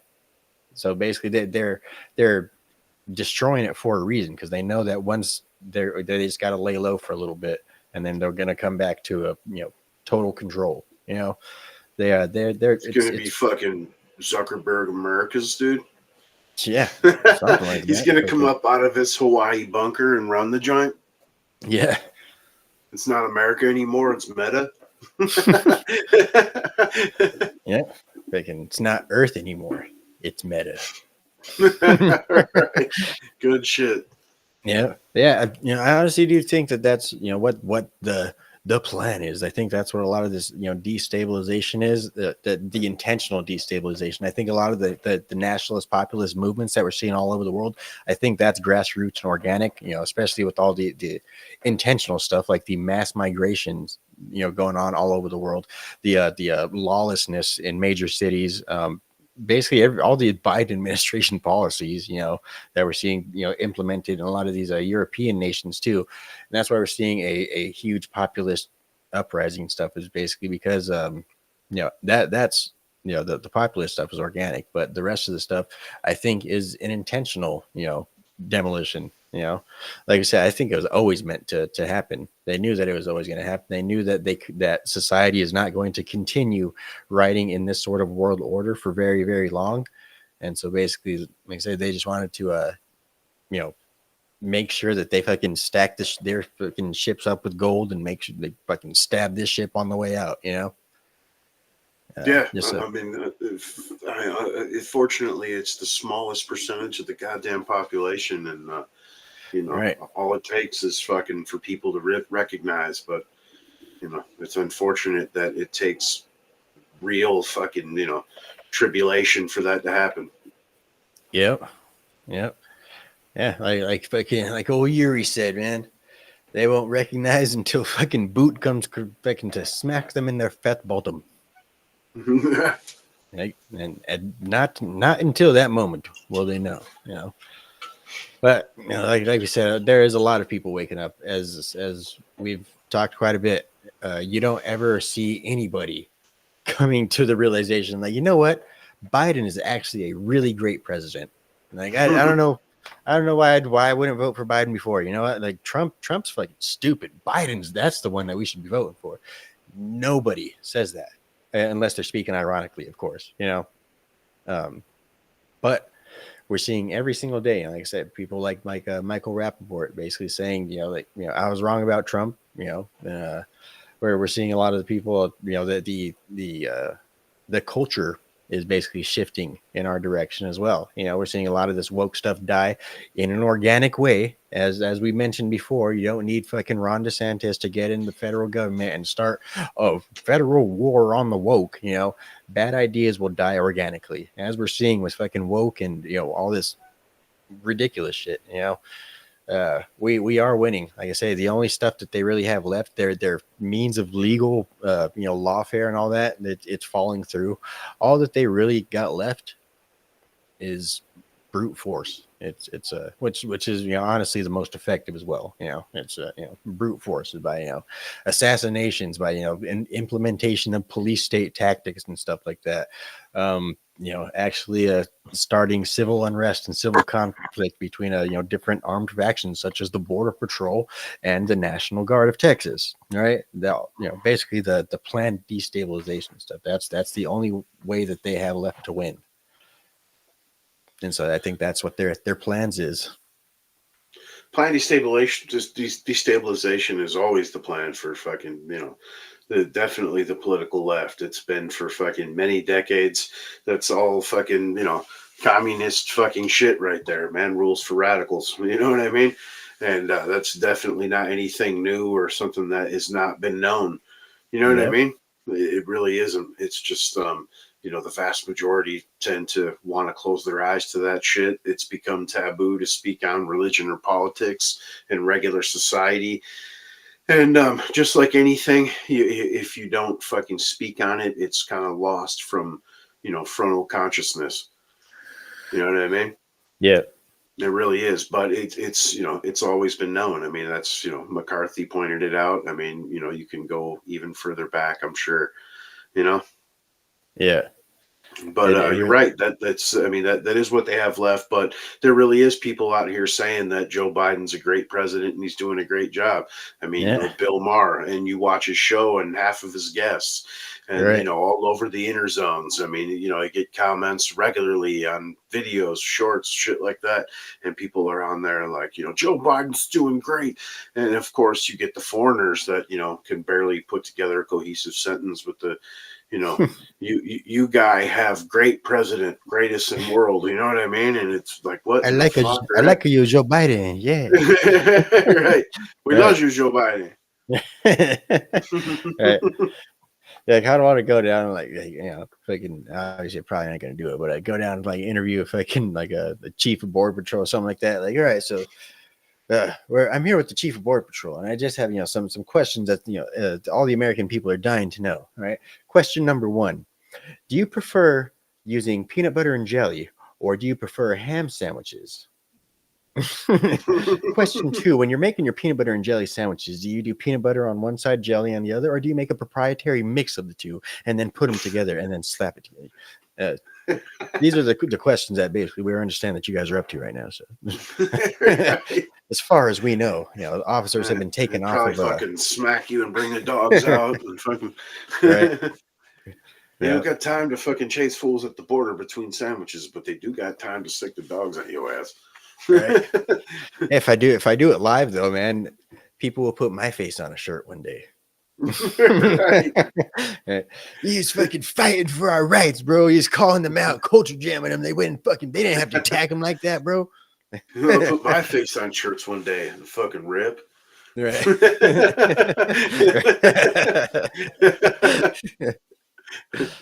Yep. See, either R.I.P. or fucking F.R.E.E. One or the other. Right. That's how you get put on a shirt one day. Or you just tell people about the ideological subversion. Yep. Rule number one, dude. Remember, it's don't get die. Right. Yep. I thought rule number one was you don't talk about Fight Club. Thought rule number one is we're not supposed to talk about Donor Club. I mean, fucking deep state of that shit. Yeah, honestly, I think the deep state is really just the donor class. Just I think they're the ones pulling the strings. Because if you really think about it, all the people, if you really want to be all that you can be in America, you do not go into fucking politics. Being all you could be does not involve being the president. Especially in the type of society and the market that we're supposed to have here in America. Being in politics is not supposed to be lucrative, and so basically, if you really want power here in America, you have to run a business, you have to run a corporation, you have to be a CEO, you have to be somebody at the top in actual power, and then basically if you want things done on the political level, you buy fucking senators, congressmen, presidents, judges, everybody. You buy everybody, so that way you don't have nothing to worry about. So those are the people that are truly in power. That is who the actual deep state is, right? Those are the people that are actually running the world, right? It's not fucking old puppet ass shit for brains Joe Biden, who has just been deemed incompetent to stand trial, right? He's obviously not running the world. The people that are running the world are the people that do that. The people that control the hedge funds, the people that fucking BlackRock, all those types of people. Those are the people that are out there making the decisions on laws. Those are the people that are out there making, writing, policy decisions. You really think Joe Biden is sitting in his fucking room late at night, writing down executive order number, whatever? No, that shit is literally handed to him in a manila envelope. And they say, you're going to execute this executive order tomorrow morning. You're going to sign it into law. And that's how it's going to be, I mean, that's just the way it goes, And that's if you're wondering who the deep state is, that's who the deep state is, And it's not just in America. These people control motherfuckers in foreign nations. These people control multiple nations worth of politicians, and judges, police, everybody. That's the only way to actually do it. That's the best way to do it. And by of course, controlling all these different outlets. That's how you end up making more money.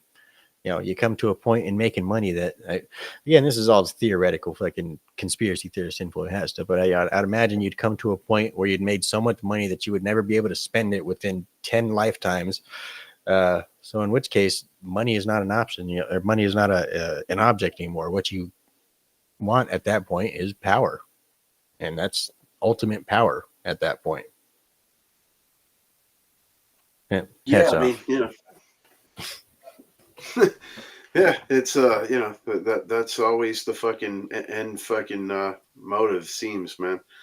But That's definitely some blackpilling, man. You know what I mean? That's that would be, I mean, obviously that's true to an extent. People are bought and paid for, you know what I mean? Like you just mentioned, Menendez, gold bars, yada yada. But you'd like to think you got somewhat of a moniker left of a government for the people, man. You know what I mean? By the people, Right. and hence the reason that you're getting, unknowns elected to fucking, seats of power in these last couple years. And even though it's been, the minority, it's still happening. Right. And so it's not fully owned and paid for and shit. You know what I'm saying? I mean, like I said, there is owned and paid for people. But You like to think your politicians are actually thinking out their own fucking conspiracy, their own fucking corruption and schemes and shit, right? but I mean, it's the same. Like for surely you definitely have people writing out these bills for them. I mean, like Obama. You think he wrote 22,000 pages of fucking Obamacare? Fuck no. You know what I mean? That was written by insurance companies to benefit fucking insurance companies. Yeah. And then, regardless of people out here like Obama's good, I have insurance now. All the people that fuck and it downgraded insurance across the board, and that's hence the reason now almost no insurance covers dental and fucking vision along with medical unless you fucking have like some welfare shit. You know what I mean? Right. When it comes to socializing, to making things equitable, when it comes to equity, when there's still a need for production in society, which there is always going to be, right? Until we were able to fucking synthesize that of thin air stuff, right? Until, while there's always a need for production, I forgot where I was going. Oh, so the only way to get equitable, as long as there's always a need for production, is you can't fucking basically make everybody rich. You can't just give everybody, everything, because then there's going to be nobody to produce everything, right? So the way that you do that is basically you cut the people down from the top, right? The way that you make things more equitable is you don't make things better for everybody. You just make things subpar for the most, right? In order to make things equate out. Yeah, the old great quote, man. You know what I mean? Socialism is shared misery. Yeah. You know what I mean? The credo of envy. Yeah. And really, I mean, there's as we could see, even in all sorts of society, as we saw during the Great Depression and shit, there's turmoil in every sort of society and market. That's just the way that shit goes. There's good times, there's bad times. But when it comes to coming out of those bad times, what it takes is incentive.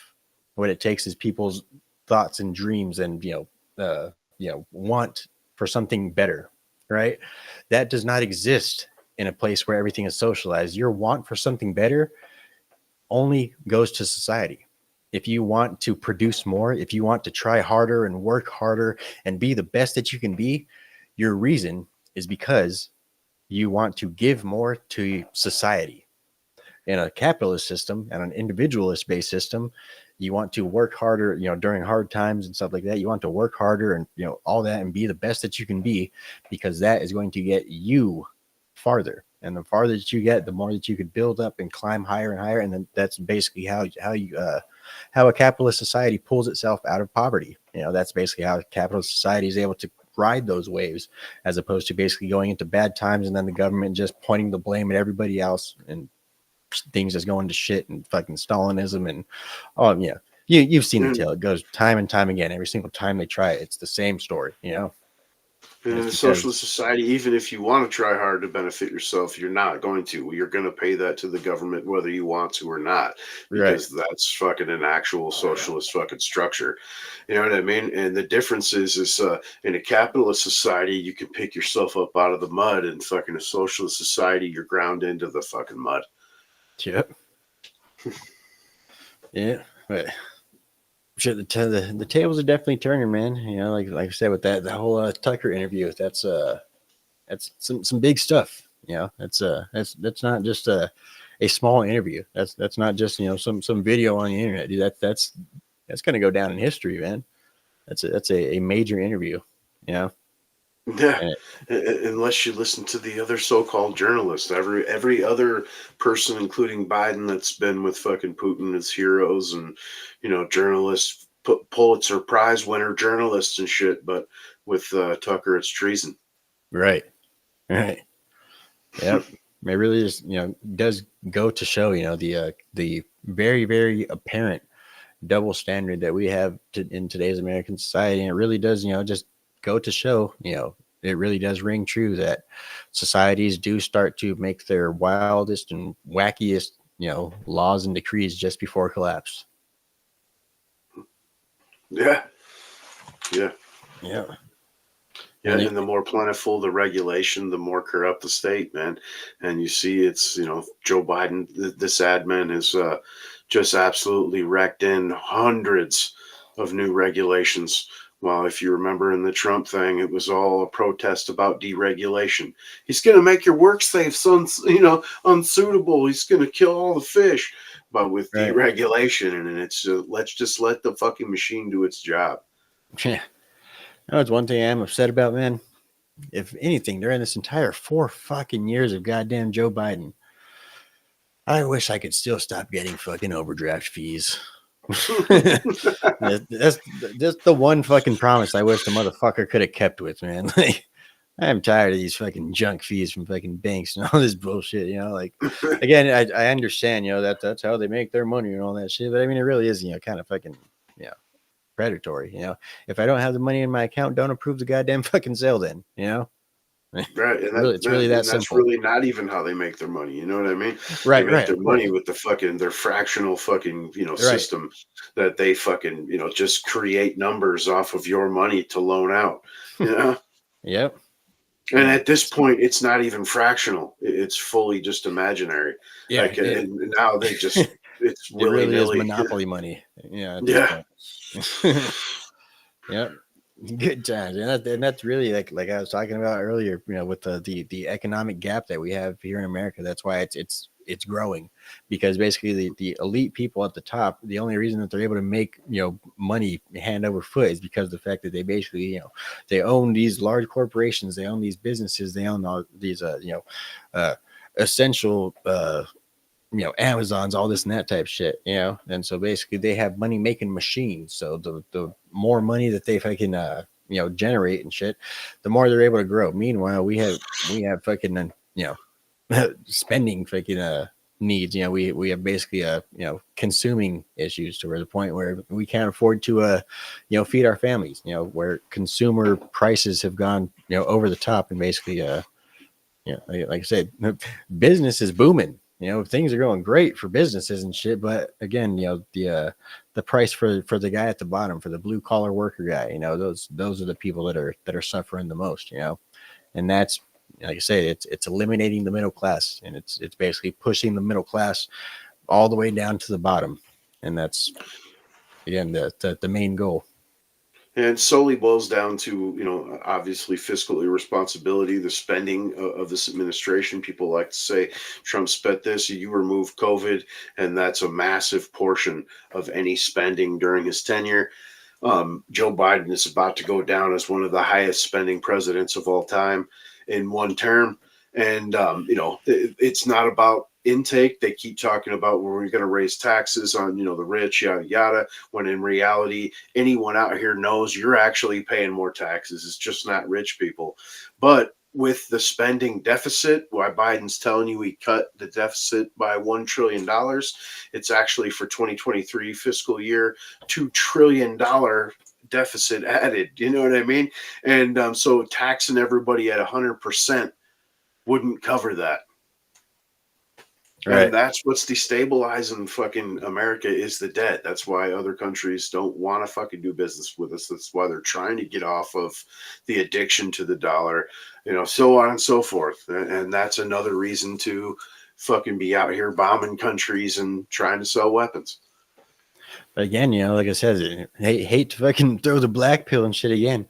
I don't think that our government's going to get off of that addiction. As we saw, the fucking Republicans are down here like, the people sent us to Congress to go do something, man. We need to fucking pass these bills and print this money and all this. No, they don't. Like, we did not send you to fucking do that. Like we sent you to fucking hold down the purse strings to make sure that the Democrats don't fucking spend over the next couple of years while Biden is over here at the supposedly at the helm.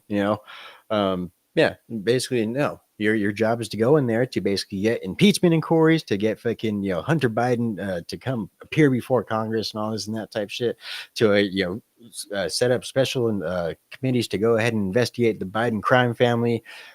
That's your job. That's why we sent you to Congress. We didn't send you to Congress to go fucking find creative ways to spend money to figure out why we have a money spending problem. Like that doesn't make any fucking sense. That's the old conservative ways that got us into that. That's why, it really is, the fact that we are doing nothing in Congress is doing the most. That's doing the greatest fucking shit that I've ever seen Congress do, is not pass fucking bills.